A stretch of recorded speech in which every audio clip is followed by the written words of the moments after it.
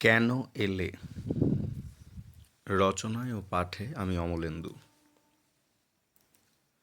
অচেনা পথ ধরে এই নদীর বাঁকে এই বসন্তের শিমুল পলাশ যখন দূর দিগন্তের দিকে ফুটে লাল রাঙা হয়ে থাকবে, সূর্য টুপ করে ডুবে যেতে চাইবে কিন্তু ডুবতে পারবে না।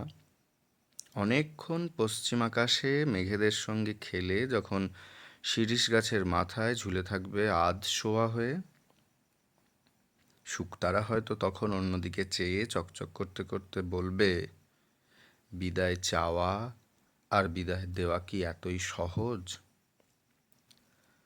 ফাল্গুনের বসন্তের হাওয়া, গাছে কচি কচি নতুন পাতা, আর তুমি কিসের নেশায় যে তখন বুঁদ হয়ে থাকো জানি না।